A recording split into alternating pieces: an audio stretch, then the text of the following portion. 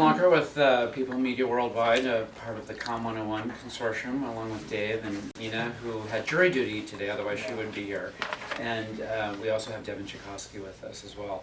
But I wanted to point out that we have another COMM 101 session coming up in December, on December 3rd, at the Stonehouse. And we're going to be talking about persuasive writing and financial communications, and that will be an excellent program as well. So today, Dave is going to introduce us to our panel and talk about marketing automation. Thanks, John. Thank you all for coming. This is the very first one. We're going to talk a little bit about marketing automation and what that is and how it can be used in business today. How it's going to work is I'm going to kind of do an overview of the topic, so an introduction and a description of what actually happens. And then my esteemed colleague, Dr. Sarah Fishbach, is going to talk about some of the trends, some of the consumer marketing, social media, native advertising. Native advertising. So you'll have kind of a practitioner and a professor perspective on this. So before I get started, I'm going to do some introductions. I'll let Dr. Fishbach go first. Okay, so what, 2 minutes? Sure. Yeah, so I'm Sarah Fishbach. I have a PhD in marketing from New Mexico State University in Las Cruces, New Mexico. So I'm not really a Southern Californian yet. I've been here for almost a year and a half. And yep, so I teach in both the undergrad and MBA program for California Lutheran University and really like it. Came from Hawaii before I moved here. I was at the University of Hawaii and then of course in New Mexico before that. So yeah, and I do some research in native advertising recently, so which links to automation, ethics, because I think there's a lot of ethical components that tie into automation and native advertising, and then a few other things. So those are my two main areas that I try to focus on. I'm Dave Rodewald. My name's on the door here. We do B2B public relations and marketing communications for companies across a wide spectrum of businesses. We have clean technology, we have IT, we have some professional services, web services. So I can walk in the door any day and have to deal with something on Bitcoin, on internet scandals, on clean fuel, energy prices. So it's really kind of it always keeps it lively. Yes, it does. A lot of our clients, are now moving to marketing automation. They want to take advantage of how we can use content and some of these other things to help them in their whole marketing process and their sales process. So we're going to go a little bit into that right now. First of all, why even consider this? What can marketing automation bring to what people are already doing? Well, people spend a lot of money on their websites, and so to get more leads and to get more production out of that from a sales perspective, this is interesting to them. They also usually have a lot of thought leadership positions, right? So they want to be known for a certain area, certain issues, and so this helps with that. And lastly, they spend a lot of money on going to trade shows or doing other marketing activities that get some people's names, that get leads. But people aren't ready to buy, and so this helps them to nurture those folks along until they are ready to buy, and then they're in front of them, and they're able to then convert them to sales or just at least engage them. So that's a little bit about the benefits. Let me put it just a little bit in context though, because marketing automation as a term is only a piece. Really, what we're talking about here is content marketing. So this is involving your website, making it easy to navigate and find information, help it to register in search engines, and then there's the content component. These are white papers or blog posts or emails. These are just different areas of content, of expressions of ideas that allow a company to demonstrate its thought leadership, to demonstrate its expert knowledge in a certain area or in a certain product field. And then lastly, there's marketing automation, which is kind of the behind-the-scenes part that does that leverages all this content to make sure it gets into the hands of folks. And we'll go into the details of that. just one other maybe theoretical perspective on why this is even important. We talk about how pervasive Google is in our life. In fact, my daughter just sent me this T-shirt that says, "Turns out," she just graduated from college and is now starting her job. It says, "Turns out being an adult is all about how to Googling how to do stuff," you know. And so, but it's changed marketing as well. So if you kind of look at how people used to buy, just generally before Google became, you know, all powerful, you had a stimulus. You know, maybe it was an ad, or maybe it was, you know, walking through Costco and getting a sample. You know, maybe it was, most likely it was probably some friend of yours had something and you said, "Oh man, I need that." You went to the shop, you went to the store, a showroom, whatever, and you saw it, and you saw the packaging, and you saw the pricing, and you saw all this, and this is what they call in the sales process world a first moment of truth. It's like, all right, this packaging looks like it's good, the pricing is right, the value is there, I'm gonna buy it. And then you take it home, or you use it, you drink it, you eat it, and that's your second moment of truth. Did it live up to the packaging? Did it live up to the ad? Did it live up to my friends, you know, bragging about it? So you have your stimulus, you have your first moment of truth, and you have your second moment of truth. So now what happens today, though, is a lot different, right? Because when you get a stimulus, when you hear about something, what do? Hey, what about your phone? You Google it, right? You get that zero moment of truth, which is, what are other people saying about it? What is the, you know, extended conversation about this? And that helps to inform your decision. And then you still go and you check it out, maybe online or at the store, out in the showroom. And that so you still have your first moment of truth, and then you still have your second moment of truth because you want to buy it, you want to try it out, you want to brag it up. But then what happens is that experience for many people, they relay that back into the next person's zero moment of truth. So you find something, a new restaurant, you Yelp it, and then, you know, the next person who wants to buy this has some more information from you. And, you know, this whole process is very important to a lot of companies. You know, J.D. Power does an initial quality survey, which, you know, is really your second moment of truth, because it's what kind of, you know, what is my experience with my car in the first moments that I own it, and that, you know, so car companies tout that. So this is a little bit of theory. So what content marketing does and what marketing automation helps it to do is to then get into that zero moment of truth, to be able to be found when somebody's searching for things. And so when you go through this amount of effort, it's usually for kind of a major purchase, right? You want to buy that camera, you're going to spend some money on it. You might do some research. You're going to buy a new flavor of gum. You can throw it away if you don't like it, so you may not do this thing. Although I've heard people Googling to get specs on paper clips. So, I mean, it's not, it's true. So that's kind of what, you know, that sets the whole frame of reference for why this is important and where we're going to go with this.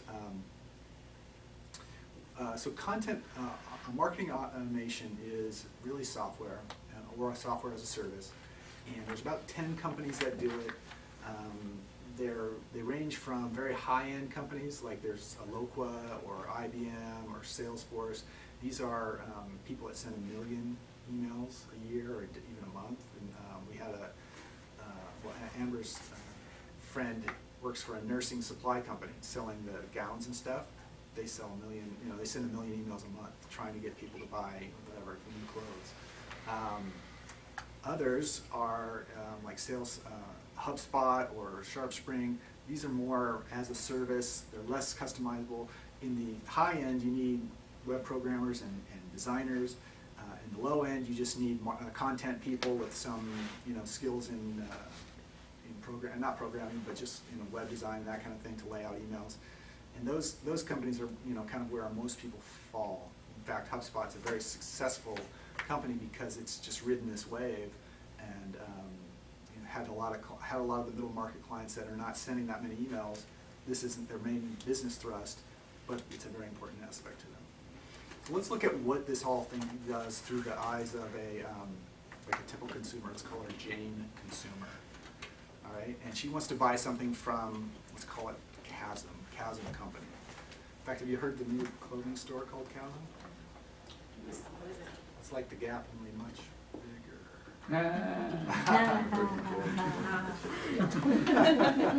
Okay, so they're buying it from. 10 million comedians, that'll I was work. like, what is this? Yeah. I don't know what this is. It's a little Dimitri Martin joke there for you guys. Okay, so Jane wants to buy something from Chasm. She's interested in the area that Chasm sells, so she Googles the topic, and she finds that they've written a white paper about it, so she goes to their website, and she downloads it. Behind the scenes, the marketing automation has a content management or contact management capability. So by filling out the form and downloading the document, she's added herself to their database, and now she's being managed, that contact is being managed online on their website. So she then reads the document, and while she was on the website, she notices that there was a blog, so a couple weeks later she comes back and checks out the blog. She reads that and maybe clicks over to see a product, some of the product web pages. Behind the scenes, the marketing automation is kicking in the lead scoring capability. So what this does is it says, how interested is this person in our products? Well, she's visited 2 web pages, she's downloaded content, so it adds all that up, and the marketing team is then able to say, well, you know what, a typical interested customer has to have a lead score of 100 or 500, whatever. And that's dependent upon whatever the business is and whatever the product is they're selling. So it determines that, and then this product or this marketing automation system then is tracking what their lead score is. So she's read a blog post, she's downloaded a document, and she's seen a product page. That all adds up, but in this case, it's not anything special yet, so no action is taken.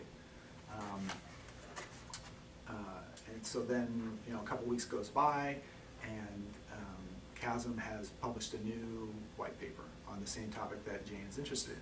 So they send her an email saying, hey, this is available, I know you're interested, come on and check it out. Behind the scenes, what's happening is there's an email campaign capability. So maybe you guys are familiar with MailChimp or Constant Contact.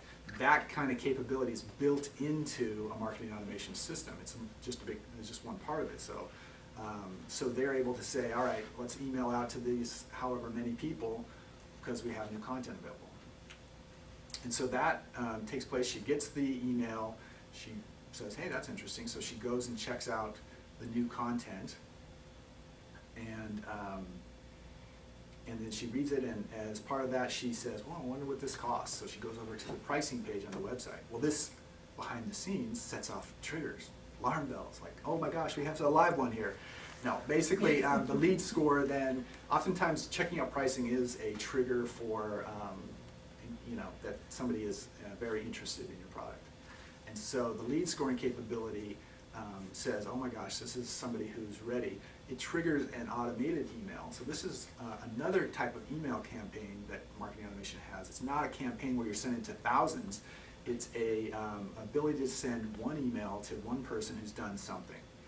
And so this is the automation part, because normally if that somebody would have to get a report, and then they would have to write the email, and it wouldn't take forever. But here it's all set up, and so this person, Jane, has come in.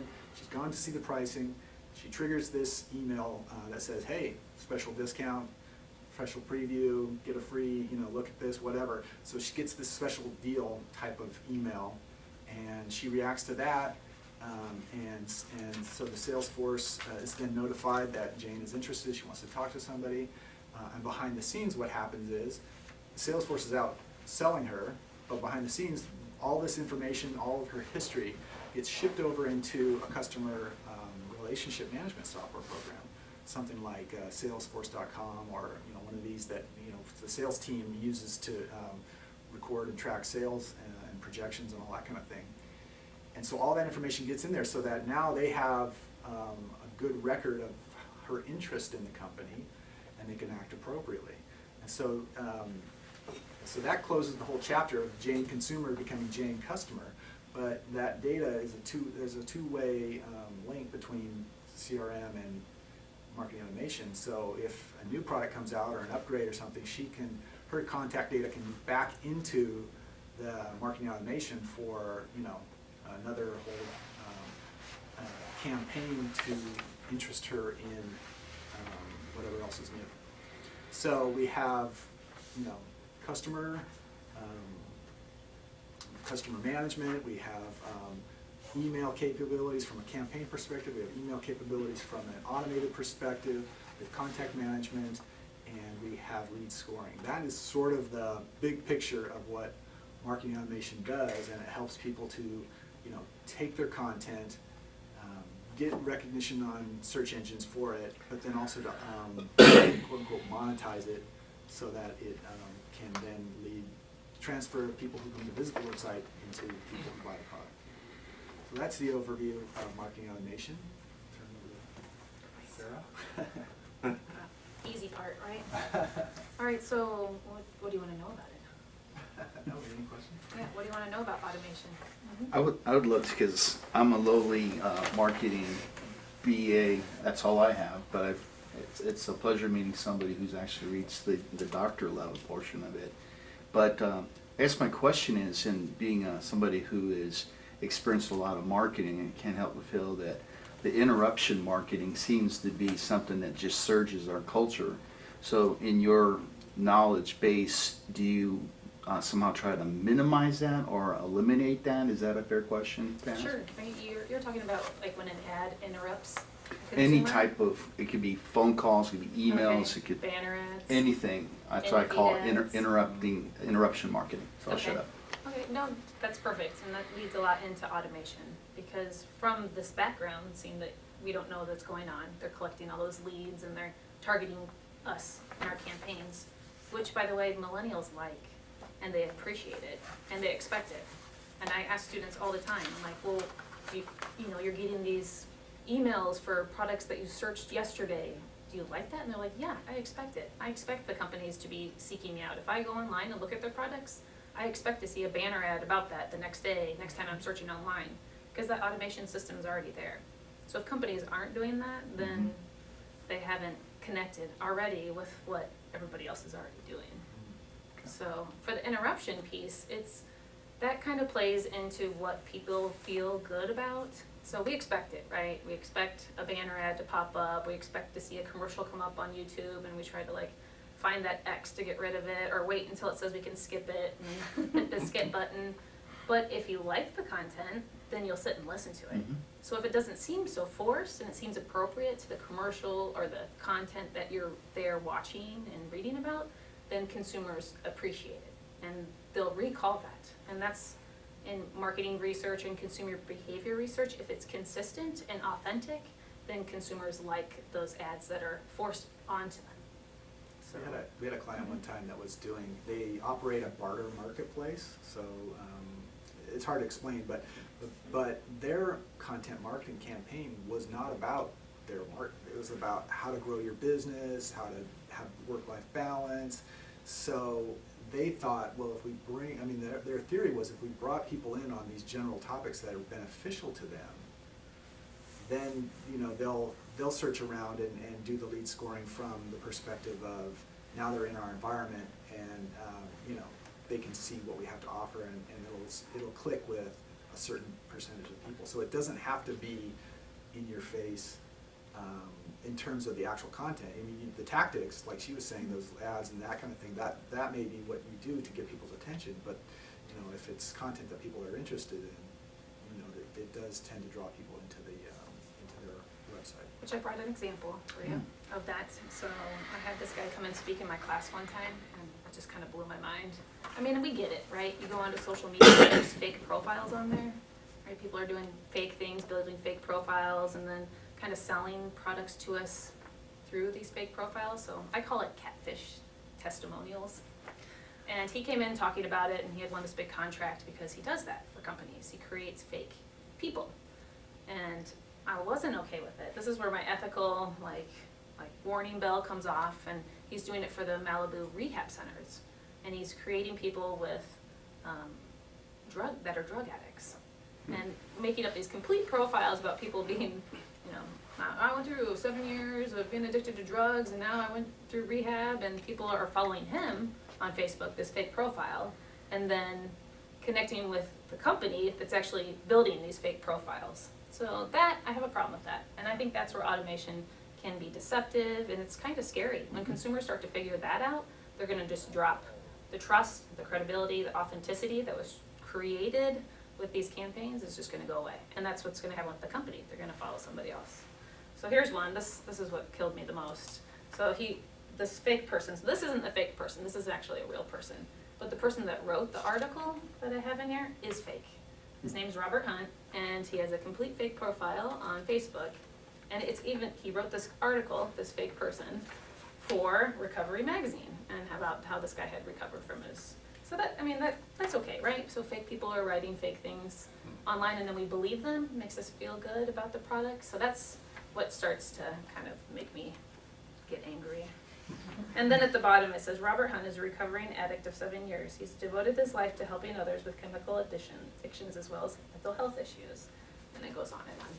So I'll let you look at that. I mean, that's where automation kind of borders the blurring, right? Okay, is this okay? I mean, we get it. We're going to be targeted for campaigns, but what about when fake people are targeting us for real products? Mm-hmm.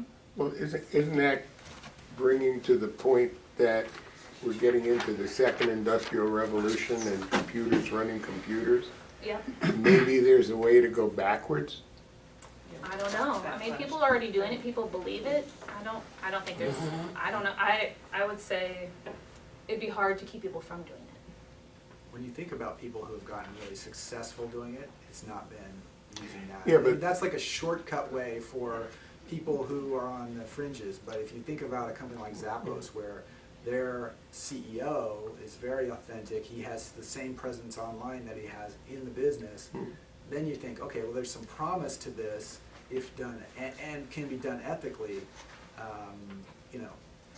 No, I understand that. The point that I'm trying to bring out is that I guess maybe 12 years ago when I first started with email marketing, selling used golf balls, I would get 85% opening on an email campaign.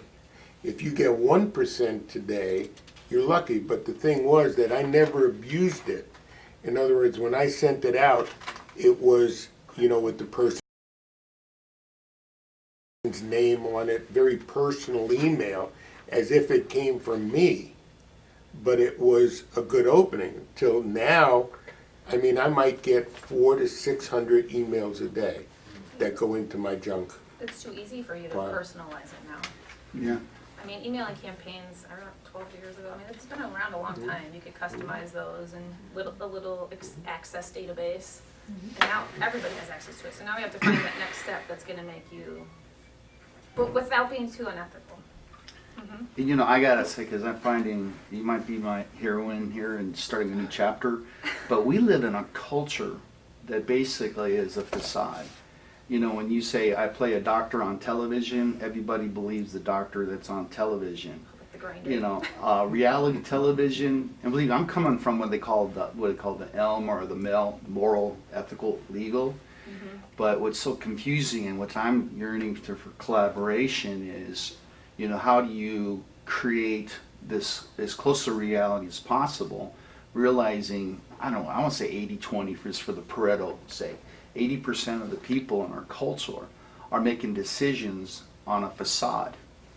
And you know, it just goes on. Who's the guy that played Kung Fu in the 70s? He didn't know anything about Kung Fu. And all of a sudden he wrote a book 20 years later, and it was a bestseller. But you see my point, and that's why I'm so fascinated that there's something in the automated advertising email that you're talking about that is going to come to the truth. It is real, and there's no facade about it. And I think in some ways we're all here superheroes and saying not letting the evil part of this thing take over our culture. So And yeah. there's regulation for that now. They're starting to build regulation to protect people. So it's called native advertising, is the advertising, which used to be product placements. They kind of call it sponsored content. And the idea is we get this, right? When you see a commercial or a TV show and somebody's carrying around a Heineken beer, it's a product placement. They paid to be in that, we get that. But now, even Forbes magazine, the cover of Forbes magazine had a native advertising on it. It was a Fidelity voice. Fidelity was giving you insight on how to do investments. And so they wrote that content. Forbes didn't write it. It used to be that Forbes wrote their content and then they paid people to put ads in it. Now they're working together and they're paying to write the content that people are going to read. So we're okay with that? Kind of, right? As long as people tell us that we are. So the IAB, which is the International Advertising Board, has created guidelines to help people feel more comfortable about this content that is being pushed onto us as consumers. Like, we used to just believe what the news told us and believe what comes across, I don't know, from our friends on Facebook or whatever it is. But now the advertisers are creating that content that's being fed into us. So they're trying to protect us as consumers by informing them on how they should do it. So if you are like teaming up with an advertiser or somebody selling a product, you have to write that you teamed up with somebody. This is a paid ad on here. So like when you go into Google and the top 3 are in pink, those are paid ads. The IAB set that up. So you know that the ones in pink at the top are paid, or now they have the little ad button by it. That means it was paid to put at the top of the screen when you do your Google search. Same thing for the in-feed ones too. So I'm going to pass this around. This is kind of the native ad categories that they're trying to distinguish. And then they've done a couple of tests already, so you can tell the difference between them. In-feed is the ones when you're like scrolling through Facebook or scrolling through your phone and you see like something that looks like somebody had posted on there, but it's actually an ad. They're putting rules on there that says that you have to differentiate between those so consumers aren't confused by it.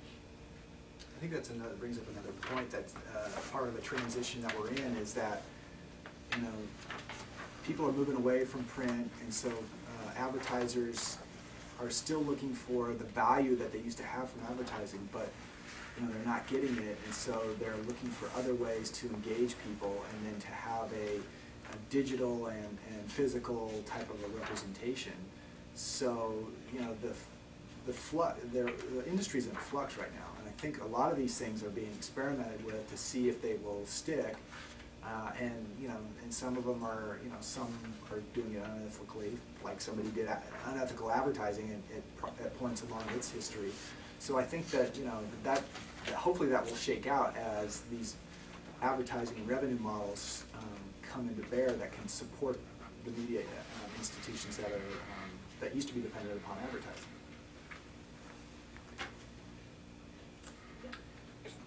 Again, I'm sorry I have someone's question, but I find this absolutely fascinating. But the marketing used to, when somebody say, okay, I'm going to spend money on this advertisement, what can I expect? And typical traditional market people say, they talk consideration, but consideration, they always say, doesn't pay the bills. Somebody actually has to step up and buy.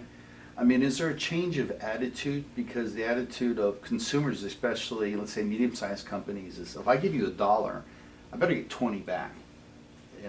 How would you respond to something like that when somebody says, well, what can I expect? Do you still talk about consideration, or can you actually say you can expect these revenue results? Is that unethical? Reach and frequency. There's so much big data out there now that you can really make up numbers and give them to people and make them feel good. Okay. You can. I mean, there's just so much information out there, and people that are writing their own algorithms are really doing a good job of communicating that to people to make them feel good about the ads that they're placing online. I always sound like the skeptic, don't I? I feel like that whenever I hear what I'm saying, but I am. I'm very We skeptical. need people like you in this culture. I'm very skeptical about what I see online. What I read on Yelp, Urban Spoon, which isn't Urban Spoon anymore. What is it? I don't know. It's something else. But I don't believe them. Do you believe them? I mean, do you really believe the reviews? No, you look for something in the middle. That's the middle effect that consumers have. You see all the great reviews, you know those are fake. You see the bad reviews, you think those are the complainers. You look for the ones in the middle that fits a majority, and you're like, oh, okay, I can believe this. I mean, people are hired right out of undergrad to write social media posts on people's pages. And now we don't even need I tell my students that too. I'm like, we don't even need you to write those anymore. The bots are writing those for you. I mean, they have robots that write the comments and positive comments. And like pages and follow people. We don't need somebody right out of undergrad to help the, I don't know, the Generation Y figure it out, or even, hire. We've already automated that. Now we need people to build that trust and credibility, because the automated systems can write comments onto people's comments back to them online, but sometimes they don't make sense, because, they can't write the correct system to make that correct response to the consumers. Well, It's kind of scary. I'm guilty of being influenced by CSI Cyber, and I kind of lean on this fact that, well, is this advertising going to lead me to a place that's not good? So like, there's different responsibilities, out there, and as the volume of stuff that goes out, being like you do and standing out more so from the bad stuff, I think is really key. So glad you're a skeptic. Yeah, thanks. All right. Go skeptics. Are you a So what do you skeptic? expect? We I had mean, a- because if there's some sort of backlash then, because where everybody's just, do you think it'll go back think, to using the telephone Yeah. without CRM where it goes whoop? Every time you answer the phone, or? Probably hasn't, And it you probably hang hasn't up. been developed yet, right? Or we go back to trusting our friends and family more. Word of mouth, Like is right. what social media traditionally was made for. Yeah. It was made to build friendships, not to sell Right. products. And we're just using it because we're business people, and we're like, oh, there's relationships connecting, how can we tap into that? So, Somebody says, hey, there's 1 million people on this website, we gotta monetize it, so they move in with the ads and, Right, yeah. or we just move it to ones that are supposed to be for that, so people will go to those sites and it's okay, like LinkedIn, we get that, right? We Mhm. go there and we connect with our business community, and we see ads on there, that's okay. Twitter is moving away, like social media right now is, all the money's in Facebook, everybody's on Facebook. But Twitter is where all the businesses are, so if we can Really? refine where businesses and kind of keep them separate, which it's not, I don't think it's gonna happen, but that would be ideal, right? So then we go to this site to have our friends and families promote products for us. And that's why they keep connecting to you. I just recently opened my own Twitter, right? And yesterday I had a few invitations, not invitations, somebody connected to me, right? One restaurant that's called Pickles, but not the local Pickles, Oh. somewhere in Pennsylvania. Pennsylvania Pickles, that's what it's called, real Pickles. And it was tempting to go on their website and check it out, because that's what they want, probably. Yeah. Right. Even though it kind of strange, come all the way to Pennsylvania. Next time you're in Pennsylvania. Yeah, exactly. And so those are the businesses, actually, right? Businesses that are trying to attract my attention to buy something or to get some, or at least go on their website and check them out, right? And Twitter just laid off 9% of their Right. employees, so Wow. they're scared that they're going down. But if they can carve that niche Mhm. into, I don't know, people know to go there to get coupons or discounts, or kind of like Pinterest. Pinterest is gonna get their little niche. It's mostly women, crafty women, but they have a niche there, and now other people are selling their plans, and I don't know. If they can carve their niche, then we can keep that away from the social media Right. friend and family world. David gave me the honor, he actually allowed me to talk to him during the lunch hour, and one thing he said, because I got fooled, I went into marketing thinking that, okay, sales and marketing are the same thing, and I realized they're completely different animals, and I'm not gonna go into the 4 Ps and all that stuff, that's basic to you. Let's hear it. But It's a test. one of the things you said, like with Facebook, is I told you that it prepares me for meeting people. And so maybe where that's the sales part comes in, and I don't like to call myself a salesperson nowadays, I say I'm a promoter of proper buying behavior at the right time. That's pretty scientific. But, Doesn't fit on the card it's, very it's, well. yeah, but especially when you say B2B, as businesses relating to business. I think anybody who would just categorize what I said has to realize that all this is research, so I can get to know somebody and I can show up and say, yes, I'm real. No, I'm not in the Philippines, even though I'm half Filipino. I'm here and we're legit. So when the timing's right, I'm here. So, Which is the way it comes down to with automation. You can automate and build leads, build those systems, give people great content. But Mhm. really, it's going to come down to talking to that person. exactly, the content. One way or another. And the And product. The product, yeah. That's true. Virtual product. But I mean, you're gonna meet half a dozen people, and some of them maybe, one of them may be ready to go, go, but the other 5 may be interested, but just not ready to participate in your venture. So Exactly. it's like, so you keep them in your database, you call them every once in a while. This is that moved into an email and content world. And so it kind of does replicate that a little bit. Makes your life easier though. So No, you don't have to figure out who you're supposed to call or email that Life is is and too tell short. them. No, I live by the rule. Somebody said we live in the United States of entertainment. The worst thing you'd be is be boring. So content needs to be entertaining, educational, and encouraging. And if it's not, forget about it. And you know, not everybody 365 days a year are going to be by. They may be in the mode 3 days. And you know, quite frankly, it's just like this all has to merge. Yeah. I won't say anything else. It's fine. That's what they say too. That's what they're doing all these studies right now. They're saying you have to be relevant, so your editorial has to match the style and quality. You have to be authoritative, so you have to share expertise, not sell. Okay? And you have to be authentic and trustworthy. Err on the side of transparency to people. So don't make those fake profiles. Use real people and let them know that you're using real people, and you can follow these people. Then you know they work for the company, but you know they actually have been through this stuff. Oh, So I love it. It's relevant. Relative, authoritative, and authentic. Okay. I Your can presentation pass this skills are I can Yes. send you all this too. This is I all would- public knowledge online. Yeah, and it's really thick, but you know I think they do a good job like defining everything. And Can you fax it? Why don't you have Pony Express deliver it? Kidding. Which one? Oops. Along with the tape of this show, John. Boy, this is gonna be hot, so we might have to do a sequel.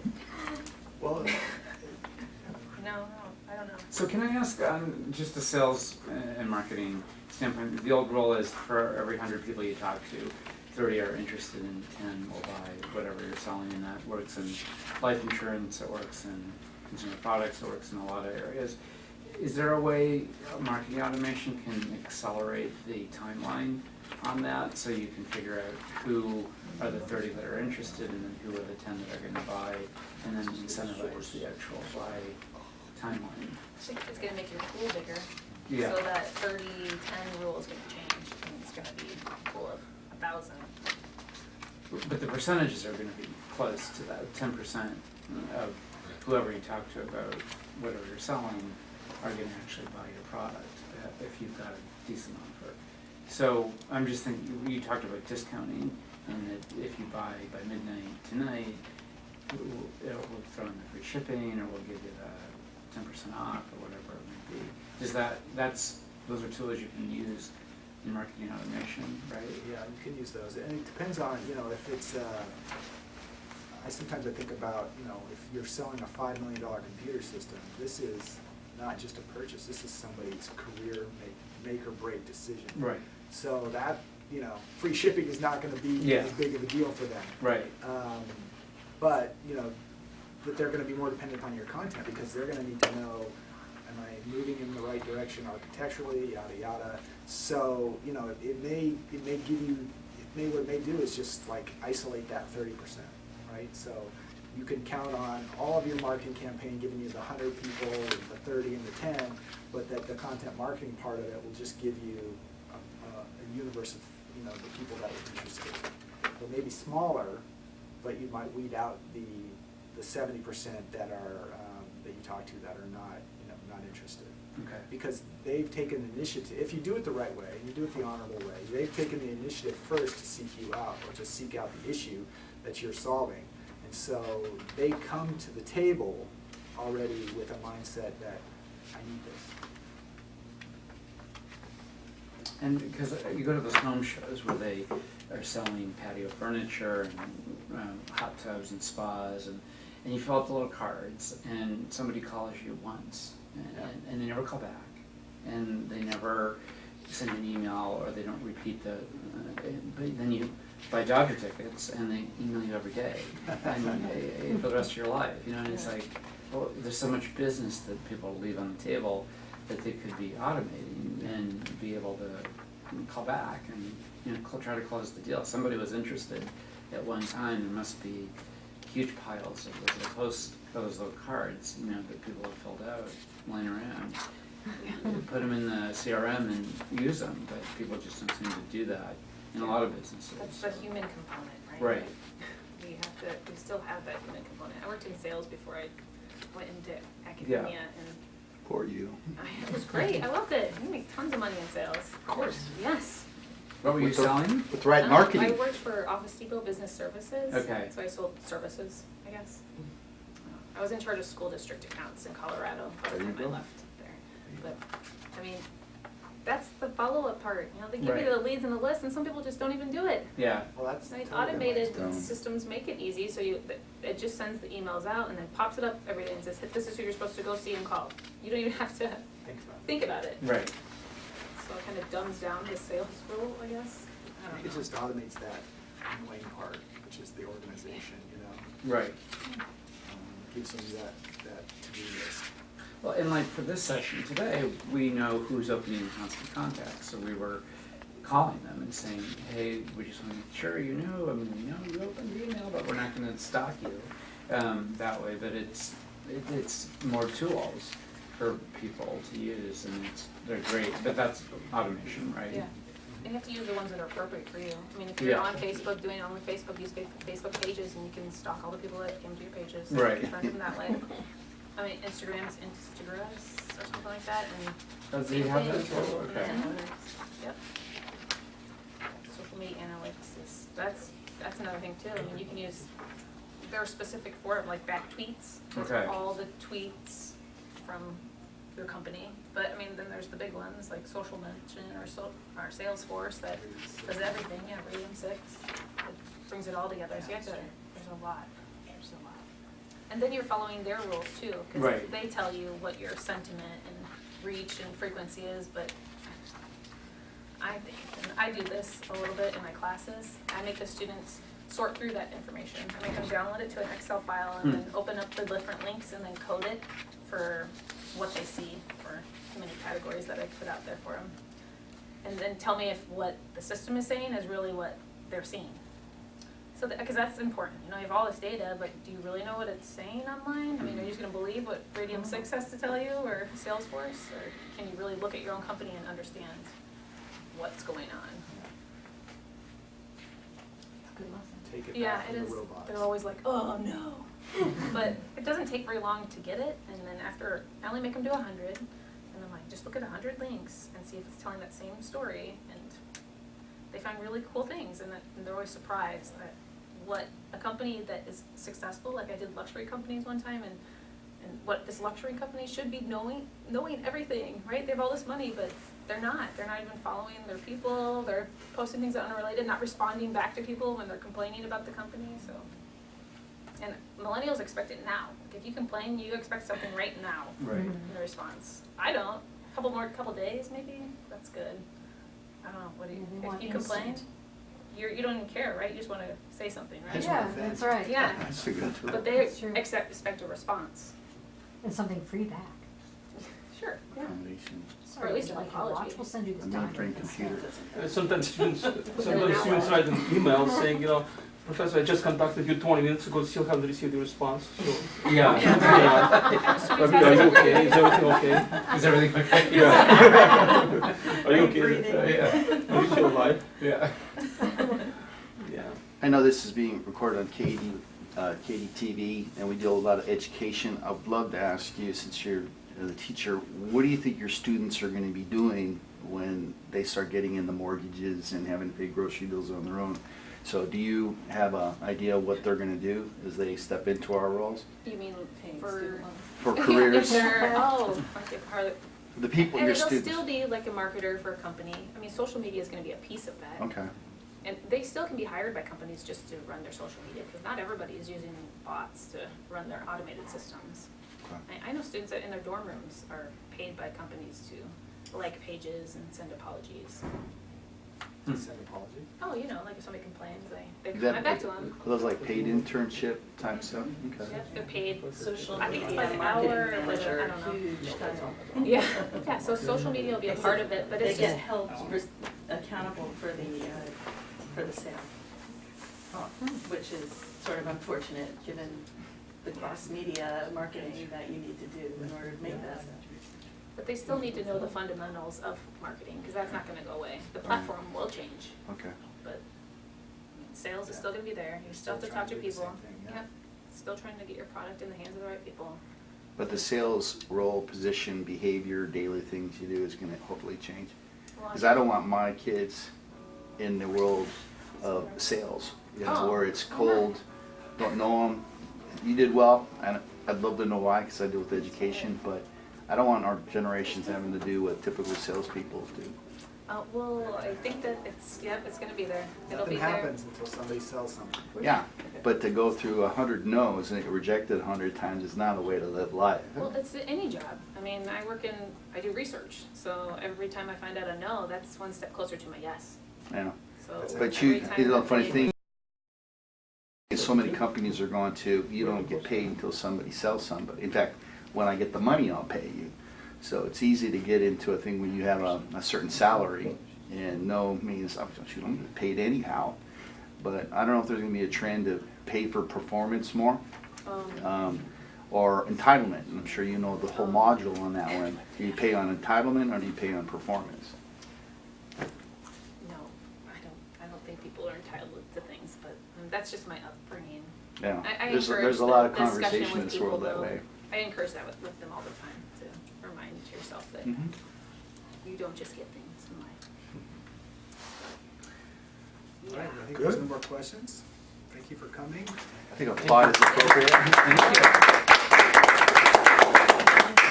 Film at 11.